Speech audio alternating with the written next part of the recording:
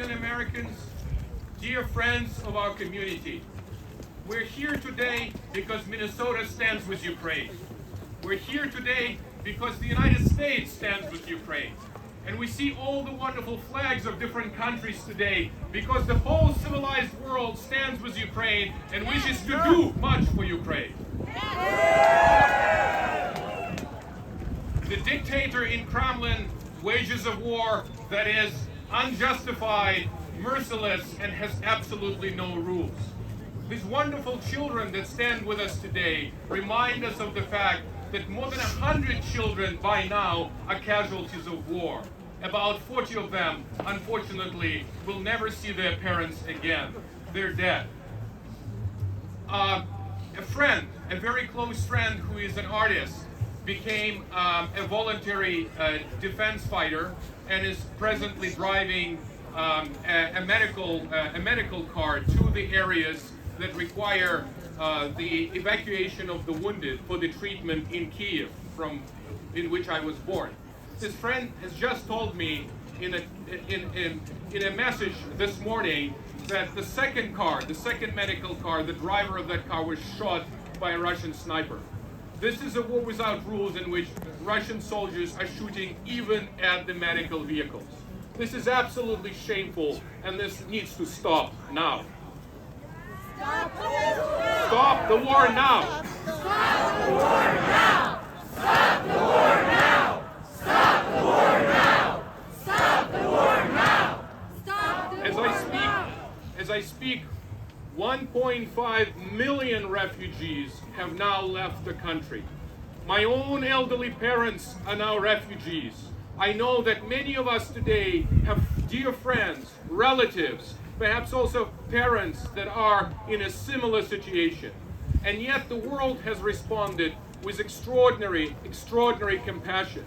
We are mindful of how much Poland and Romania, and indeed the whole European Union, is presently doing for the refugees. 500 million euros were dedicated to the refugee relief. And many organizations in Minnesota and the United States and worldwide are presently working actively raising funds for the refugees. If you have a good and trusted source to which you wish to donate your resources, I urge you to donate it to the refugee relief. In addition to that, we have to ask ourselves the question, what each of us can also do in order to support Ukraine in its tremendous hour of need.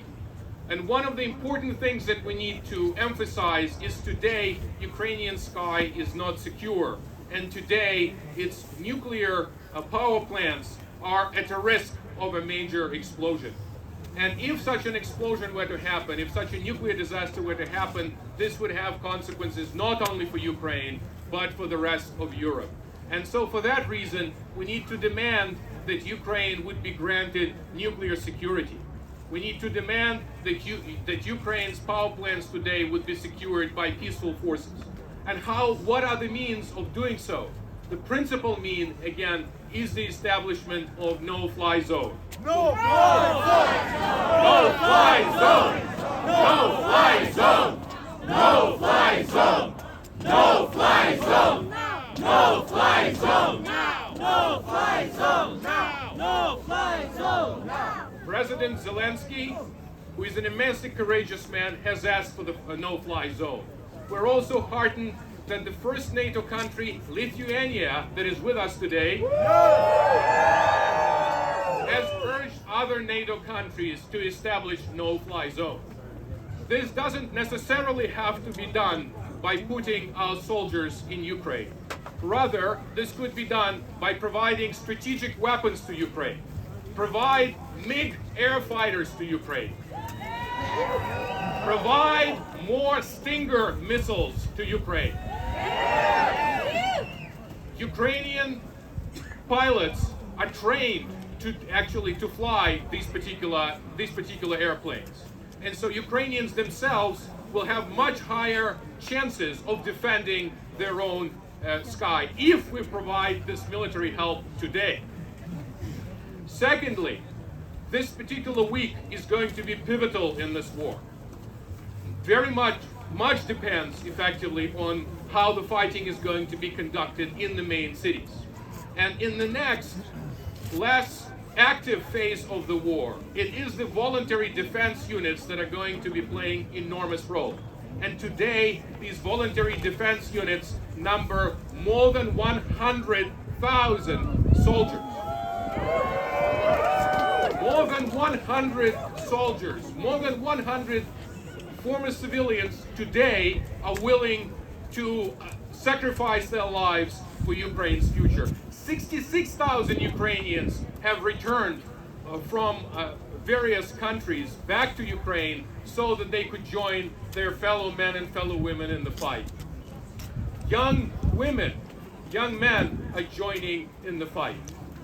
Now, military experience suggests that when you have that kind of resilience, when you have that kind of disobedience from civil population, from people who yesterday didn't particularly want to fight, or didn't have any reason to fight because of course they led peaceful lives, that a country such as this cannot be defeated. And we are convinced that this war is simply unwinnable on the Russian side. We are convinced that ultimately Ukraine will prevail in this war. And the question, and the principal question, of course, for all of us is at what cost? And if today each and every one of us can do something, could perhaps financially contribute, or could lobby the government for more arms, for more sanctions, including the closing of the operation of the US companies in Russia. If each one of us does something today, then tomorrow we will be assured a peaceful future. Stand with Ukraine today. Stand with Ukraine. Stand with Ukraine. Stand with Ukraine. Stand with Ukraine. Stand with Ukraine. Stand with Ukraine. Stand with Ukraine. Thank you very much, dear friends, for coming here today. Glory to Ukraine. Glory to Ukraine.